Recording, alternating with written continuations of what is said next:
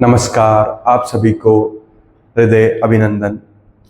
देखिए, अभिनव coaching classes के YouTube channel में आपका हार्दिक स्वागत है। हम लोग आज एंजाइम का अगला पोर्शन चालू करते हैं। जैसे कि बेटा हम लोग पढ़ेंगे, आज का टॉपिक है हमारा क्लासिफिकेशन ऑफ एंजाइम।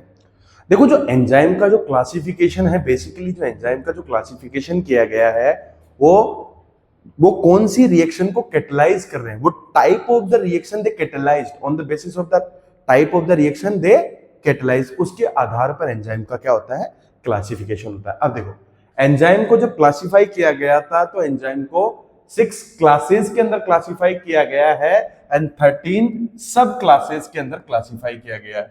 बेटा ध्यान रखना है कि एंजाइम को जब क्लासिफाई किया गया था तो जो क्लासेस में क्लासिफाई किया गया था वो 6 होती है, और जिन सब क्लासेस में क्लासिफाई किया गया है बेटा वो 13 होती है।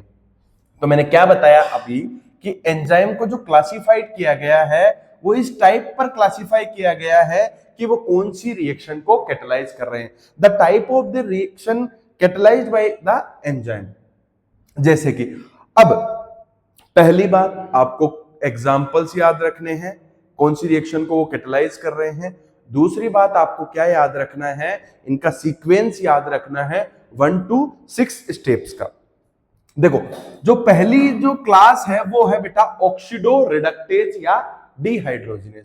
मतलब ये वो क्लास के एंजाइम्स है जो एंजाइम क्या करेंगे बेटा, एक ही रिएक्शन में एक सबस्ट्रेट को ऑक्सीडाइज कर देंगे और एक सबस्ट्रेट को रिड्यूस कर देंगे। एक सबस्ट्रेट को क्या कर देंगे बेटा, ऑक्सीडाइज कर देंगे, और एक सबस्ट्रेट को क्या कर देंगे, रिड्यूस कर देंगे।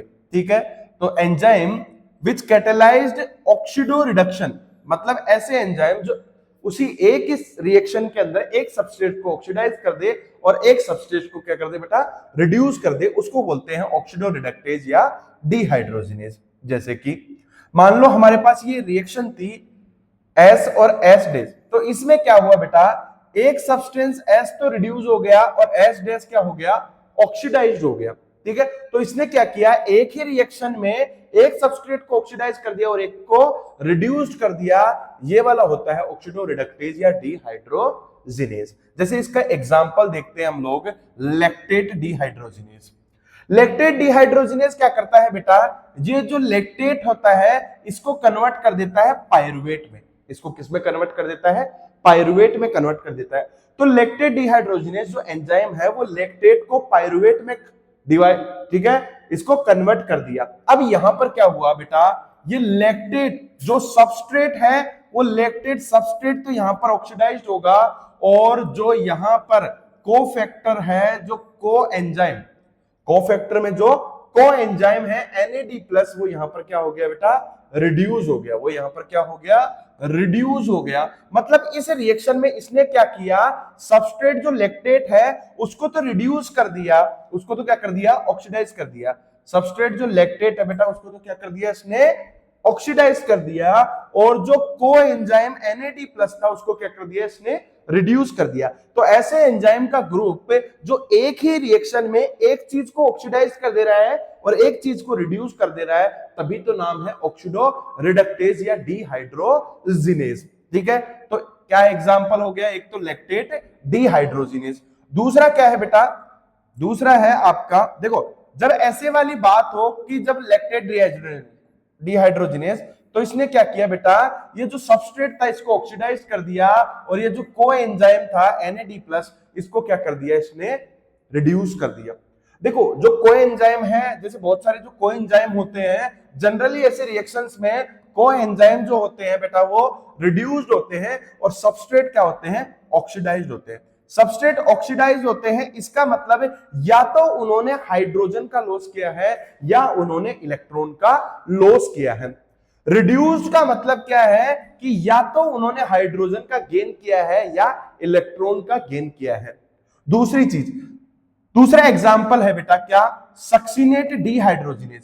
सक्सिनेट डिहाइड्रोजिनेज, ये जब मैं तुम्हारे को प्लांट फिजियोलॉजी पढ़ाऊंगा तो कौन सा वाला टॉपिक पढ़ाऊंगा, ETS पढ़ाऊंगा, इलेक्ट्रॉन ट्रांसपोर्ट चेन, जो माइटोकॉन्ड्रिया के इनर मेम्ब्रेन पे मौजूद होता है। तब आपको मैं जब कॉम्प्लेक्सेस पढ़ाऊंगा, एंजाइम कॉम्प्लेक्सेस, तो उसमें जो सेकेंड एंजाइम कॉम्प्लेक्स होता है सक्सिनेट डिहाइड्रोजिनेज, बाकी सारे एंजाइम्स कहाँ मिलते हैं?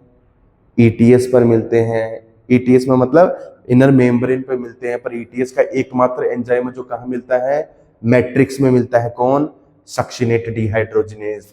ये सक्सिनेट डिहाइड्रोजिनेज एंजाइम क्या करता है बेटा? ये जो सक्सिनेट होता है, ये जो सक्सिनेट होता है इसको फ्यूमरेट में कन्वर्ट कर देता है, और यहां पर क्या होता है, ये जो कोएंजाइम होता है एफएडी, वो गेन ऑफ हाइड्रोजन करके क्या हो जाता है मेरे बच्चे? गेन ऑफ हाइड्रोजन करके रिड्यूस हो जाता है, और यहां पर जो ये सबस्ट्रेट सक्सिनेट होता है ये क्या होता है? ऑक्सीडाइज्ड हो जाता है। तो ऐसे एंजाइम का समूह है जो एक ही रिएक्शन में एक को ऑक्सीडाइज कर दे रहा है और दूसरे को रिड्यूस कर दे रहा है, वो क्लास 1 एंजाइम है ऑक्सीडोरिडक्टेज, और उसके लिए दूसरा नाम होता है डिहाइड्रोजिनेज, जिसका हम लोगों ने एग्जांपल देखा है दो, एक सक्सिनेट डिहाइड्रोजिनेज और एक लैक्टेट डिहाइड्रोजिनेज। चलिए तो अगली क्लास पढ़ते हैं हम ट्रांसफरेज। ट्रांसफरेज क्या होता है? ऐसे एंजाइम का ग्रुप या ऐसे एंजाइम का क्लास होती है जो किसी के अंदर से एक ग्रुप को ट्रांसफर कर दे। मतलब क्या हो, जैसे कि यहां पर S और G था, ठीक है, S डैश था, यहां पर क्या किया इस एंजाइम ने? क्या कर दिया? मान लो कोई एंजाइम A है, इस एंजाइम ने क्या कर दिया? इस SG से G को ट्रांसफर कर दिया S डैश G पर। मतलब जो कोई पर्टिकुलर ग्रुप का ट्रांसफर करे उसको क्या बोलते हैं? ट्रांसफरेज। बोले सर इतनी सिंपल सी बात है? हाँ, नहीं, इसमें एक राज की बात है। क्या? ट्रांसफर करे, लेकिन किसको? हाइड्रोजन को छोड़ के। बोले ये सब समझ में नहीं आया। अरे बेटा, हाइड्रोजन का ट्रांसफर कर रहा है मतलब या तो गेन हो रहा है या लॉस हो रहा है। अगर वो हाइड्रोजन का ट्रांसफर कर रहा है मतलब वो तो ऑक्सीडेशन रिडक्शन वाला कुछ होता है। तो देयर इज ए डिफरेंस कि जब एंजाइम कैटालाइज कर रहा है कोई रिएक्शन को, एक ग्रुप को दूसरे ग्रुप पे ट्रांसफर कर रहा है, लेकिन किस चीज को छोड़ के? हाइड्रोजन को छोड़ के। ये इंपॉर्टेंट बात है, क्योंकि अगर हाइड्रोजन को ट्रांसफर करेगा तो क्या हो जाएगा? वो ऑक्सीडोरिडक्टेज। तो एग्जाम वाला थोड़ा दिमाग लगा के ये पूछ सकता है, the enzyme that catalyses the transfer of a hydrogen from one substrate to another substrate. तो यहां पर आपको ट्रांसफर सुनकर, यहां पर आपको ट्रांसफर सुनकर ट्रांसफरेज आएगा क्लास 2 एंजाइम पर। क्लास 2 नहीं है, यहां पर हाइड्रोजन का ट्रांसफर हो रहा है तो क्लास 1 होगा। अब बेटा इसका एग्जांपल पढ़ते हैं हम लोग। ये ट्रांसफरेज का पहला है अमाइनो ट्रांसफरेज। अमाइनो ट्रांसफरेज का सीधा सा मतलब है ऐसे एंजाइम का ग्रुप जो अमाइनो एसिड का ट्रांसफर करेंगे उनको क्या बोलते हैं? Amino transferase. ठीक है, इनको ट्रांसअमीनेज। अभी तो आपका एक चैप्टर डिलीट हो गया है, प्लांट फिजियोलॉजी के अंदर ही था, ठीक है, जब हम उसके अंदर नाइट्रोजन फिक्सेशन वाला टॉपिक पढ़ते थे तब उसमें आता था ट्रांसअमाइनेज। जैसे कि एक एग्जांपल है बेटा एलानिन ट्रांसअमाइनेज, जो ALT और SGPT, ठीक है, ALT और SGPT SGOT, ये एंजाइम कहां? जब तुम लोग बीमार वगैरह होते हो तो तुम्हारा LFT होता है, जब लीवर फंक्शन टेस्ट होता है तो ALT SGOT और SGPT का रेशियो चेक किया जाता है, ठीक है, बहुत सारी चीजें चेक करने के लिए कि whether it is a hepatocellular cause और कोलेस्टेटिक कोज है, ऑब्स्ट्रक्शन वगैरह की, इन चीजों को चेक करने के लिए।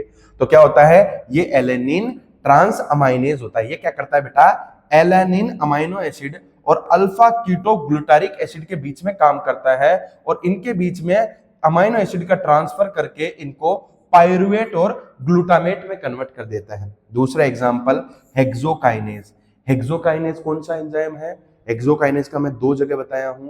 पहली बात तो हेक्सोकाइनेज क्या होता है? एक एलोस्टेरिक एंजाइम है, मतलब ऐसे प्रकार का एंजाइम है, ठीक है, ऐसे प्रकार का एंजाइम है जिसके पास एक्टिव साइट के अलावा एलोस्टेरिक साइट भी होती है। तो क्या होता है? हेक्सोकाइनेज जिसमें एलोस्टेरिक साइट भी होती है बेटा, ये ध्यान रखना, मैंने कल बताया था कि एक एंजाइम में एक होती है एक्टिव साइट और दूसरी होती है, एक होती है एलोस्टेरिक साइट। तो हेक्सोकाइनेज एंजाइम के पास एलोस्टेरिक साइट होती है। अब दूसरी बात, एक इंपॉर्टेंट सवाल ये आता है बेटा कि क्या ये जब एंजाइम है इसके लिए प्रमोटर कौन होगा और इसके लिए इनहिबिटर कौन होगा जो यहां पर जुड़ेगा? तो बेटा इसके लिए जो इनहिबिटर होगा ना, ठीक है, इसके लिए जो इनहिबिटर होगा ना बेटा, प्रमोटर होगा। इसके लिए कौन होगा प्रमोटर? प्रमोटर होगा इसके लिए ADP, और इसके लिए जो इनहिबिटर होगा वो होगा बेटा एटीपी होगा इनहिबिटर। ये ध्यान रखने वाली बात है हेक्सोकाइनेज के लिए। दूसरी बात, हेक्सोकाइनेज हम लोग कहां पढ़ते हैं? हेक्सोकाइनेज हम पढ़ते हैं प्लांट फिजियोलॉजी के अंदर, जब ग्लाइकोलाइसिस के अंदर जब सेकंड स्टेप होती है, ठीक है, ग्लाइकोलाइसिस के अंदर जब पहली स्टेप होती है, पहली स्टेप होती है, उसके दौरान क्या होता है बेटा, ग्लूकोज के साथ जब एटीपी रिएक्ट करता है तो ये ग्लूकोज के अंदर क्या कर देता है, ये एटीपी जो एडिनोसिन ट्राइन्यूक्लियोटाइड फॉस्फेट है, ये अपना एक फॉस्फेट ग्रुप यहां से यहां ट्रांसफर कर देता है। ये अपना फॉस्फेट ग्रुप यहां से यहां ट्रांसफर कर देता है ग्लूकोज पे छठे कार्बन पर, इसलिए इसका नाम हो जाता है ग्लूकोज 6 फॉस्फेट। और ये एडिनोसिन ट्राइन्यूक्लियोटाइड फॉस्फेट है, मतलब इसके पास 3 हाई एनर्जी फॉस्फेट बॉन्ड थे, उनमें से उसने एक फॉस्फेट को ट्रांसफर कर दिया, तो ये एडीपी प्लस इनऑर्गेनिक फॉस्फेट। ऐसा पर इनऑर्गेनिक फॉस्फेट बचता है क्या यहाँ पर? नहीं, तो ऐसा वाला दिमाग नहीं लगाना है। क्यों? क्योंकि इनऑर्गेनिक फॉस्फेट को तो उसने ट्रांसफर कर दिया ना, ठीक है। अब देखो, फिर इसके बाद में हम लोग पढ़ते हैं क्लास, ठीक है, इसके बाद में हम लोग पढ़ते हैं class third.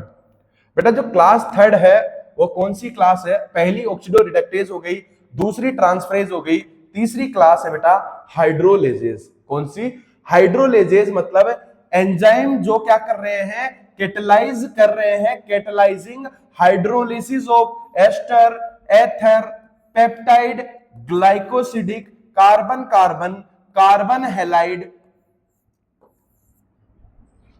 Phosphorus nitrogen bonds. मतलब ऐसे एंजाइम जो क्या कर रहे हैं बेटा, बॉन्ड को तोड़ रहे हैं, बॉन्ड को तोड़ रहे हैं। लेकिन खास बात क्या, हाइड्रोलाइसिस हाइड्रोलेजेस वो प्रकार के एंजाइम है जो बॉन्ड तो तोड़ रहे हैं, लेकिन किसकी सहायता ले रहे हैं? साथ में वो लोग वाटर की सहायता से बॉन्ड को तोड़ रहे हैं। तो ध्यान रखना, क्लास 3 और क्लास 4 के अंदर डिफरेंशिएट करने का यही एक तरीका है कि क्लास 3 के अंदर आप डिफरेंशिएट करोगे, जो हाइड्रोलेजेस है उसमें जो बॉन्ड टूटता है वो वाटर की सहायता से टूटता है, और फोर्थ क्लास के अंदर विदाउट वाटर बॉन्ड टूटता है बेटा, ठीक है।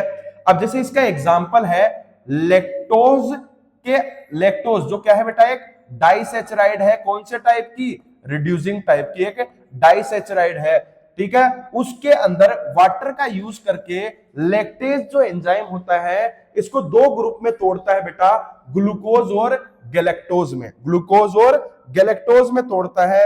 एक इंपॉर्टेंट बात जो मैं बायोमोलिक्यूल्स में पढ़ाता हूं कि ग्लूकोज और गैलेक्टोज क्या होती है बेटा, C4 इपीमर होती है। क्या होती है मेरे बच्चे? C4 इपीमर होती है। मतलब इनके अंदर सिर्फ चौथे कार्बन पे कॉन्फ़िगरेशन चेंज है, बाकी कॉन्फ़िगरेशन क्या रहेगा, एकदम सेम रहेगा। तो ये ग्लूकोज और गैलेक्टोज जो C4 इपीमर्स है, तो ऐसा एंजाइम जो वाटर की सहायता लेकर बॉन्ड को तोड़े उसको बोलते हैं क्लास 3 एंजाइम हाइड्रोलेजेस। जैसे इसका एग्जांपल है बेटा लैक्टेज। यह क्या करेगा, लैक्टोज जो एक डाइसैचराइड है उसमें वाटर की सहायता लेगा और उसको दो ग्रुप में तोड़ेगा बेटा, ग्लूकोज और गैलेक्टोज में। सिंपली एक और एंजाइम का एग्जांपल देखते हैं, सुक्रेज, जो क्या करेगा, सुक्रोज जो डाइसैचराइड है, लेकिन कैसी डाइसैचराइड है बेटा, ये वाली नॉन रिड्यूसिंग है। ये नॉन रिड्यूसिंग क्यों है? क्योंकि इसके पास फ्री एल्डिहाइड और कीटोन ग्रुप नहीं है, जबकि ये लैक्टोज क्या है, रिड्यूसिंग है। क्यों रिड्यूसिंग है? क्योंकि इसके पास फ्री कीटोन ग्रुप और एल्डिहाइड ग्रुप होता है, इसकी वजह से। तो ये जो सुक्रेज ग्रुप होता है ना, सुक्रेज एंजाइम होता है, ये सुक्रोज को वाटर की सहायता से बेटा ग्लूकोज और फ्रक्टोज में तोड़ता है। ग्लूकोज और फ्रक्टोज जो क्या होती है बेटा आपस में क्या होती है, ग्लूकोज एंड फ्रक्टोज क्या होती है बेटा आपस में, दोनों फंक्शनल ग्रुप आइसोमेरिज्म शो करती है। क्या शो करती है बेटा? फंक्शनल ग्रुप आइसोमेरिज्म शो करती है, ठीक है। क्योंकि दोनों के अंदर कार्बन 6, मॉलिक्यूलर फॉर्मूला 6 है। ग्लूकोज एल्डोज होती है, एल्डिहाइड कंटेनिंग शुगर होती है, फ्रक्टोज कीटोन कंटेनिंग शुगर होती है। तो ये कैसी है, एल्डिहाइड, इसमें तो एल्डोज, इसमें कीटोन है तो कीटोज। दोनों का मॉलिक्यूलर फॉर्मूला समान है लेकिन दोनों में फंक्शनल ग्रुप अलग अलग है, इसलिए दोनों कैसी हो गई, फंक्शनल ग्रुप आइसोमेरिज्म शो करने वाली है। एक एंजाइम और है एटीपेज, जो एटीपी को क्या करेगा, वाटर की सहायता से एडीपी प्लस इनऑर्गेनिक फॉस्फेट में तोड़ेगा, और डीएनएज और आरएनएज। ये तो पहली क्लास हो गई जो क्या करे, ऐसा एंजाइम का ग्रुप जो ऑक्सीडेशन और रिडक्शन दोनों करवाए, ऑक्सीडो रिडक्टेज। दूसरा क्लास कौन सा हो गया, ट्रांसफरेज, जो हाइड्रोजन के अलावा किसी ग्रुप का ट्रांसफर करे, दैट इज ट्रांसफरेज। और तीसरा ग्रुप हो गया बेटा, तीसरा जो क्लास हो गया वो क्या हो गया, हाइड्रोलेजेस, जो बॉन्ड को ब्रेक तो करे बट वाटर की सहायता से ब्रेक करे। चौथी जो क्लास होती है ना बेटा, चौथी जो क्लास है वो चौथी क्लास कौन सी हो गई मेरे बच्चे, ठीक है, चौथी जो क्लास है बेटा वो चौथी क्लास हो गई आपकी लाइजेजेस। कौन सी हो गई बेटा, लाइजेजेस। लाइजेजेस क्या है, जो एंजाइम कैटलाइज करेगा, मतलब कोई एक ग्रुप का रिमूवल करेगा, लेकिन 2 पॉइंट याद रखने हैं लाइजेजेस में, जो एनसीईआरटी में है और जो आपके काम आएंगे। क्या, जो ग्रुप का रिमूवल कर रहा है पहली चीज, या ब्रेक डाउन कर रहा है, लेकिन पहली चीज तो क्या, जो वाटर की सहायता नहीं ले रहा हो, और दूसरी चीज क्या बेटा, बॉन्ड तोड़ने के बाद में लास्ट में वो डबल बॉन्ड छोड़ रहा हो। क्या छोड़ रहा हो, डबल बॉन्ड छोड़ रहा हो। ये 2 पॉइंट याद रखने हैं। मतलब मैकेनिज्म अदर देन हाइड्रोलाइसिस, कि पानी की सहायता नहीं ले रहा हो, और दूसरा इंपॉर्टेंट, बॉन्ड जब तोड़ेगा उसके बाद में लास्ट में कार्बन कार्बन के बीच में डबल बॉन्ड छोड़ रहा हो, तो ये क्लास 4 एंजाइम्स लाइजेजेस। नेक्स्ट बेटा क्लास 5 आइसोमरेज। ऐसा एंजाइम जो क्या करेगा, दो आइसोमर्स के बीच में एक्ट करे, दो आइसोमर्स के बीच में एक्ट करे, उसको क्या बोलेंगे, आइसोमरेज। जैसे बहुत सारी रिएक्शन होती है, जैसे एलानिन रेसिमेज, या केमिस्ट्री में पढ़ोगे एल एलानिन डी एलानिन, जो एल का मतलब लेवोरोटेटरी, डी का मतलब डेक्स्ट्रोरोटेटरी, दोनों क्या है, दोनों के दोनों ऑप्टिकल आइसोमर्स है, दोनों के दोनों क्या है, ऑप्टिकल आइसोमर्स। आप केमिस्ट्री में जब स्टीरियो आइसोमरिज्म आएगा तो उसमें पढ़ोगे आप ये टॉपिक, ठीक है। तो दो आइसोमर्स के बीच में एक्ट करने वाला एंजाइम है आइसोमरेज। जैसे कि ये वाली रिएक्शन जब आप ग्लाइकोलाइसिस पढ़ोगे तो उसमें देखोगे क्या होता है, ये जो एंजाइम होता है कौन सा बेटा, यहां पर ट्रायोज फोस्फेट के बीच में और डाइहाइड्रोएसीटोन फोस्फेट के बीच में, ट्रायोज फोस्फेट के बीच में जो एक आइसोमर है, ठीक है, इसको कन्वर्ट कर देगा कौन, ट्रायोज फोस्फेट को डाइहाइड्रोएसीटोन फोस्फेट में कन्वर्ट कर देगा कौन बेटा, आइसोमरेज। कौन कन्वर्ट कर देगा रे, आइसोमरेज। जैसे कि यूरिया साइकिल में हम लोग देखते हैं, यूरिया साइकिल कहां होती है, लीवर में होती है। क्यों होती है, क्योंकि क्या होते हैं, टेरेस्ट्रियल अडेप्टेशन की रिक्वायरमेंट होती थी, क्या, कि वो ऐसे एक्सक्रीटरी मटेरियल को रिलीज नहीं कर सकते जो ज्यादा वाटर की जिसको रिक्वायरमेंट होती हो, तो अमोनिया से क्या कन्वर्ट किया जाता है, यूरिया कन्वर्ट किया जाता था। कहां पर, लीवर के अंदर। वही क्या थी, यूरिया साइकिल। उसी के अंदर था ना, सिट्रेट को क्या कन्वर्ट, किसमें कन्वर्ट किया जाता है, आइसोसिट्रेट में। और जो एंजाइम यहां पर काम करता है बेटा वो क्या कहलाता है, एकोनिटेज। क्या कहलाता है, एकोनिटेज। तो दो आइसोमर्स के बीच में कोई रिएक्शन को कैटालाइज करने वाला क्या कहलाएगा, एकोनिटेज कहलाएगा। क्या कहलाएगा मेरे बच्चे, एकोनिटेज कहलाएगा। तो बेटा जो लास्ट क्लास है वो क्या है, ligases. Ligases are the glues, मतलब बॉन्ड क्या करता है, जोड़ने का काम करता है। सिमिलरली लाइगेज क्या होते हैं, जो दो कंपाउंड्स को लिंक करे, दो कंपाउंड्स को जोड़े। मतलब जो कार्बन कार्बन, ये वाला ध्यान रखना कि जो कार्बन कार्बन के बीच बॉन्ड बनाए, कार्बन ऑक्सीजन, कार्बन सल्फर और कार्बन नाइट्रोजन के बीच में बॉन्ड बनाए। जैसे एग्जांपल्स है डीएनए लाइगेज। डीएनए लाइगेज क्या करता है, ओकाजाकी फ्रेगमेंट्स को तोड़ता है। अब देखो जो पुराने बच्चे हैं या 12th क्लास में तुम लोगों ने पढ़ा होगा डीएनए रेप्लिकेशन नाम का एक टॉपिक, उसमें तुम लोगों ने पढ़ा होगा कि जब डीएनए का रेप्लिकेशन जब होता है तो सेमी कंटिन्यूअस होता है। एक तो क्या होता है सेमी, उसके अंदर होता है ना कि एक पोर्शन तो नया बनता है, एक वैसा ही रहता है, ठीक है। तो दूसरी बात हम लोग उसको जब पढ़ेंगे तो और बताऊंगा मैं। लेकिन जब रेप्लिकेशन होता है उसके अंदर जो इंपॉर्टेंट बात है वो क्या है बेटा, इंपॉर्टेंट बात ये थी कि उसके अंदर एक स्ट्रैंड तो क्या होता है, लीडिंग होता है और एक लेगिंग होता है। तो जो लेगिंग होता है उसके अंदर क्या होता है, कुछ फ्रेगमेंट्स बनते हैं जिनको क्या बोलते हैं, ओकाजाकी फ्रेगमेंट्स। उन ओकाजाकी फ्रेगमेंट्स को जोड़कर वापस डीएनए स्ट्रैंड बनाने का काम करता है। उनके बीच में कुछ कुछ पोर्शन कटते हैं। ये ओकाजाकी फ्रेगमेंट्स क्यों बनते थे, क्योंकि क्या होता था, कुछ एक साइड में क्या होता था, डीएनए रेप्लिकेशन स्टार्ट नहीं कर पाता था उस समय, तो इसलिए क्या हो जाता है, एक नया प्राइमर जोड़ के फ्रेगमेंट बनाया जाता था। तो ओकाजाकी फ्रेगमेंट्स वाला डीएनए रेप्लिकेशन के अंदर। दूसरा अमाइनो एसाइल टीआरएनए सिंथेज। ये अमाइनो एसाइल टीआरएनए सिंथेज क्या होता है, ये भी हम उसी चैप्टर के अंदर पढ़ेंगे, 12th वाले के अंदर, मॉलिक्यूलर बायोलॉजी में। ये क्या कर देता है बेटा, अमाइनो एसिड्स को अटैच करता है, किससे, टीआरएनए से। अमीनो एसिड को अटैच करता है बेटा किससे?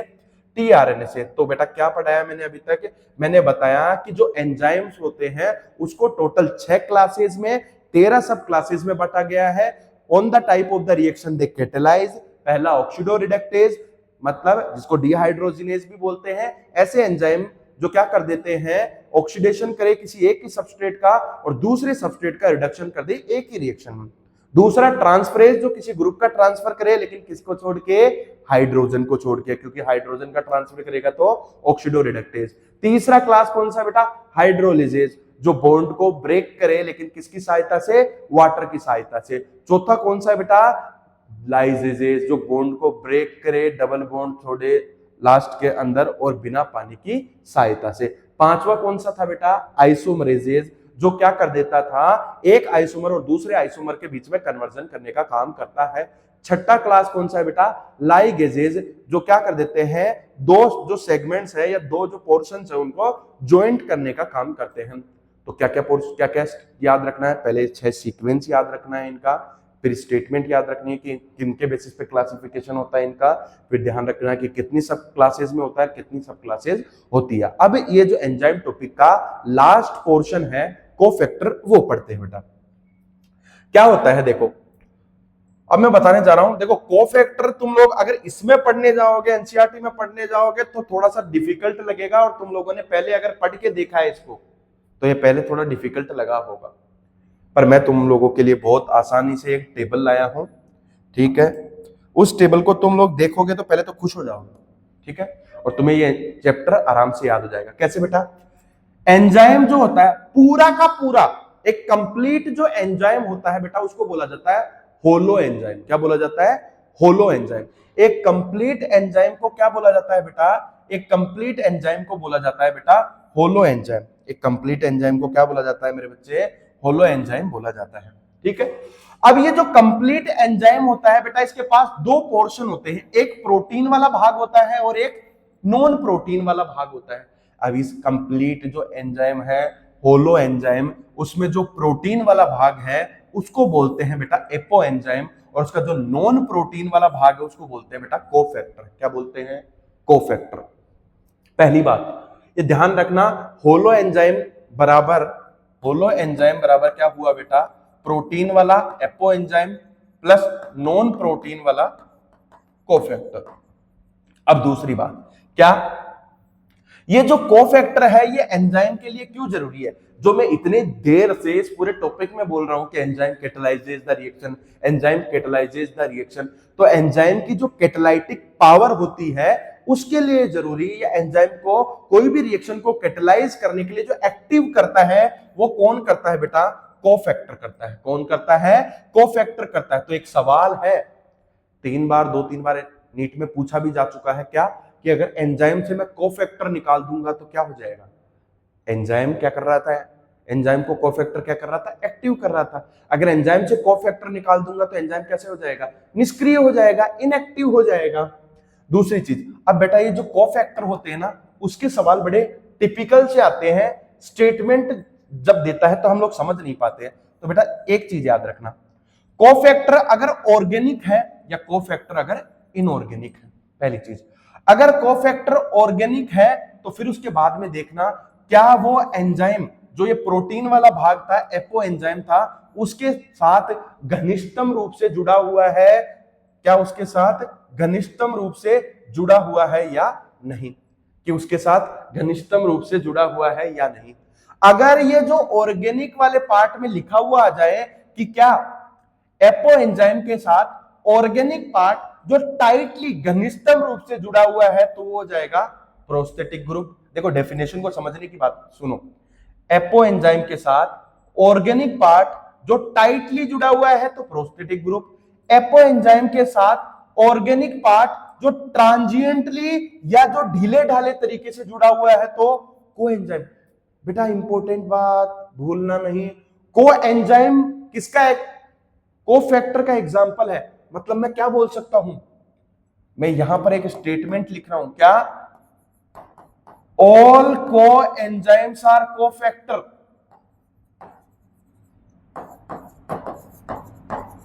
But all cofactors are not enzyme, but all cofactors are not coenzyme. क्यों, ऐसा क्यों बोल रहा हूं? अरे बेटा, जितने भी कोएंजाइम होंगे वो सारे के सारे कोफैक्टर के उदाहरण होंगे। कोएंजाइम कोफैक्टर को ही तो बांटा गया है आगे, तो जितने भी कोएंजाइम्स होंगे वो सारे कोफैक्टर होंगे, लेकिन जितने भी कोफैक्टर होंगे वो सारे कोएंजाइम नहीं होंगे, क्योंकि कुछ उनमें से मेटालाइन भी होंगे, कुछ उनमें से प्रोस्थेटिक ग्रुप भी होंगे।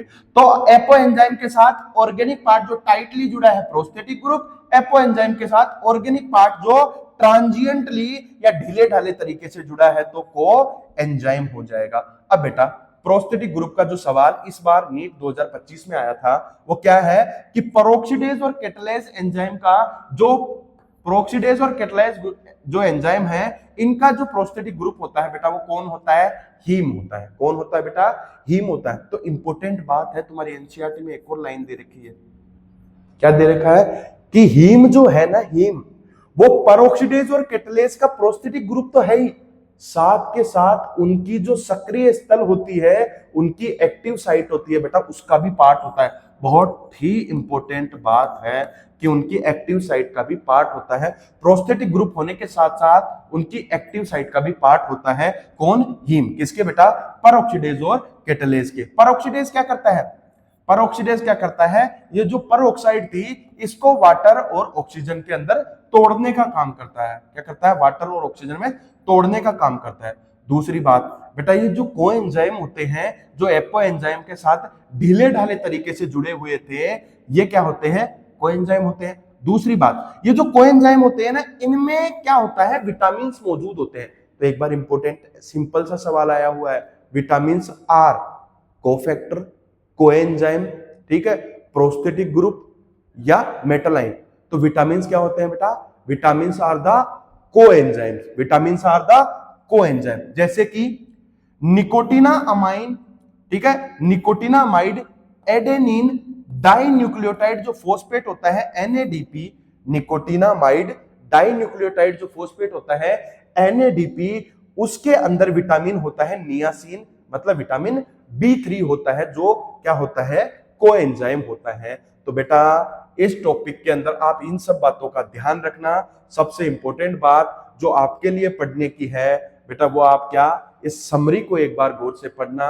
ये जो समरी दे रखी है हर चैप्टर के लास्ट में, ठीक है, देखो थोड़ी आदत बनाओ, हर चैप्टर के लास्ट में जो समरी दे रखी है, और कुछ कुछ चैप्टर के लास्ट में जो तुम लोग स्कूल के टाइम पर जो लेखक परिचय पढ़ते थे ना हिंदी की किताब के पहले, तो जो कुछ साइंटिस्ट वगैरह के बारे में जो स्टार्टिंग का दे रखा हुआ होता है उसको भी पढ़ा करो।